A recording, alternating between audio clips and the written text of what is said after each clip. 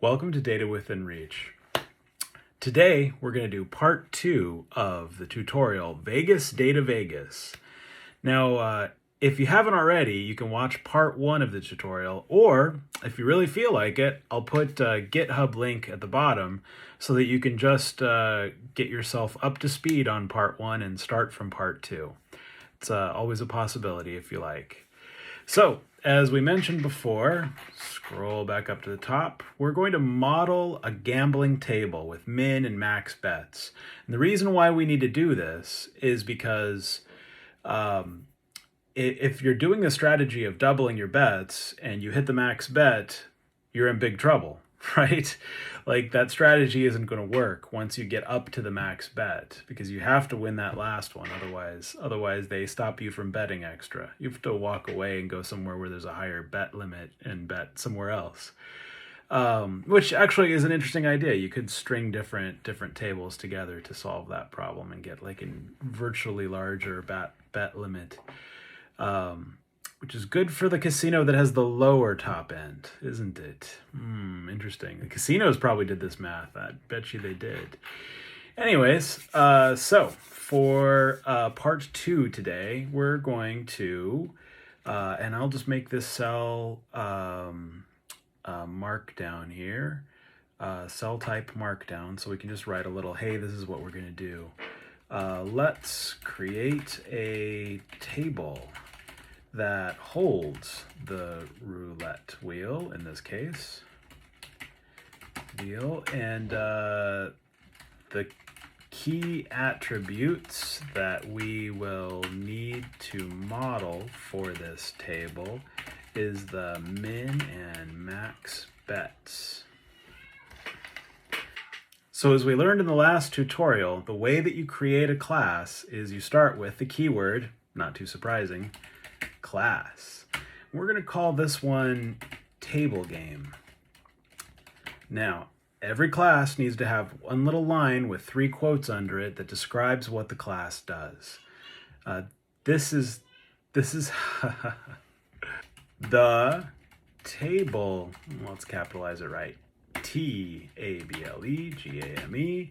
class sets the min and max bets.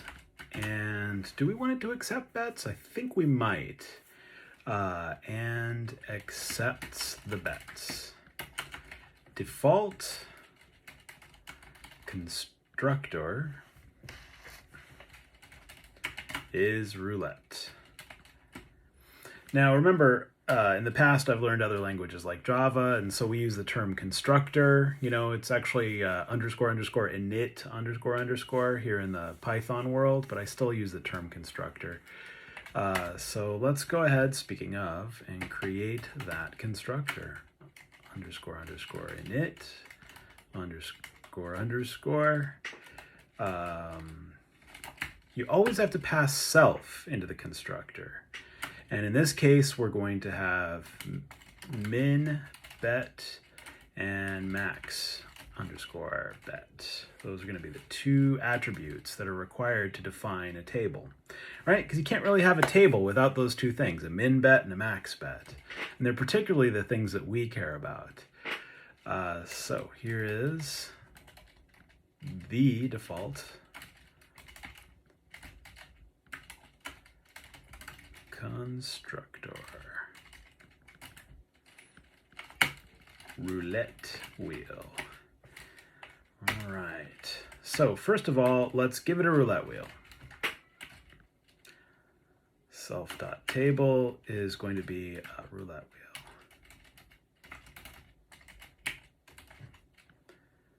Now, what could go wrong here?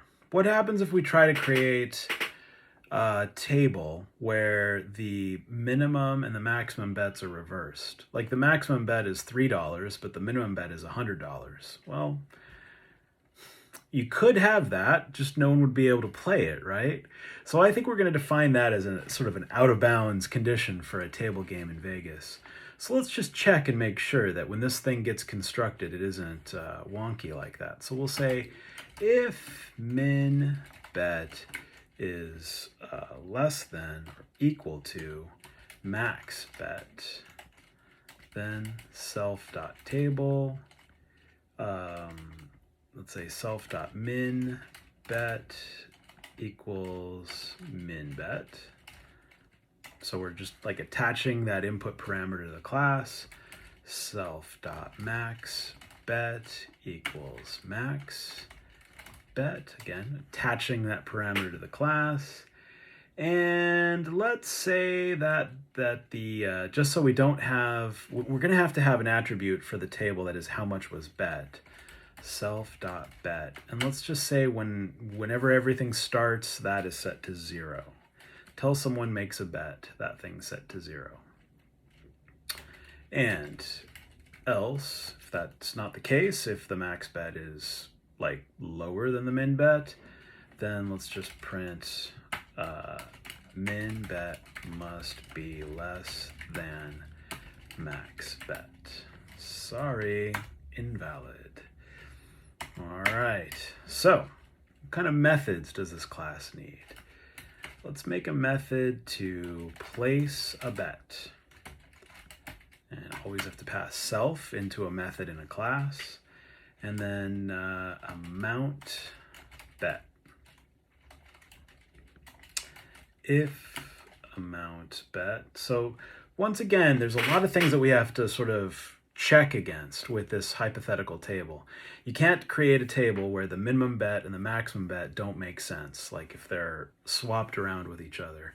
The other thing you can't really do is you can't allow a bet that's out of the parameters of that minimum or maximum. You know, the pit boss will walk up and say, hey, this table has $1,000 max and you're trying to bet $2,000. It's not allowed. You just got to take $1,000 back there, buddy. Or if it's a minimum $100 bet table and you try to put $3 down, that's not going to work either.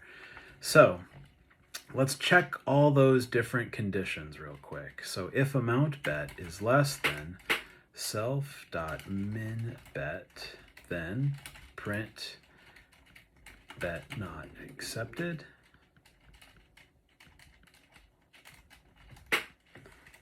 And let's just return a 0 to let this thing know to drop out. If amount bet is greater than self.max bet, print once again, quote, bet not accepted. And again, return 0. And if it makes it through those without those conditions being found, let's just go ahead and print. We'll get rid of some of these print statements later, but just so we can kind of see what's going on, let's keep the print statements for now. Bet accepted. And self.bet equals the amount bet. And return self.bet. Okay, I think that's it. First of all, let's just try to, well, when you close your notebook down, you come back another day, you want to always run your previous cells so that those classes that we created before will be sitting in working memory, ready to rock and roll. So let's just go back and run these cells again. So I'll click run, and this next one will run. This is where we created our histogram in the last lesson. Now let's just run this and see if any errors are thrown. It looks like it worked. All right, so now let's kind of test it out. We always want to like jump in and test out our code, make sure it works.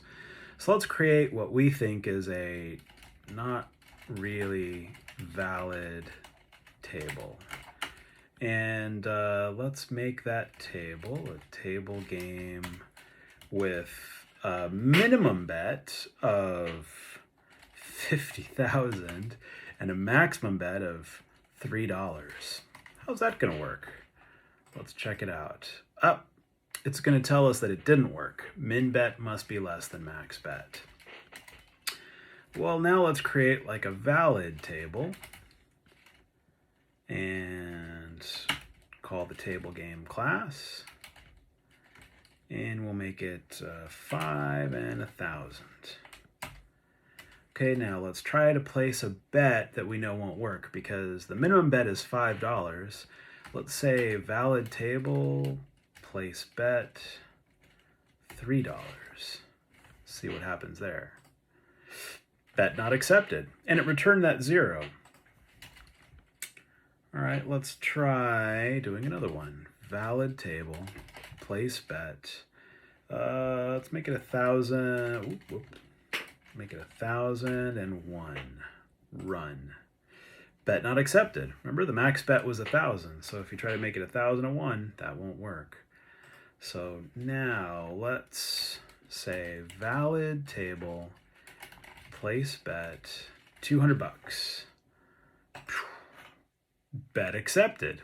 All right. So now we've extended our model. We created a roulette wheel, and now we have a class that represents a table. You might ask yourself why we do it this way. Well, the answer is it's possible in the future we might start modeling different games other than just roulette. So if we keep the basics of how a table works, a minimum and a maximum bet, and the basics of how the game works kind of orthogonal from each other, then it becomes easier to add on to this in the future. So part 2 is complete. Create a model of a table with a minimum and a maximum bet. And I hope you all enjoy, and remember to like and subscribe if you want to grow your skills in Python and Jupyter Notebook and machine learning. And we'll see you at the next video. Thanks.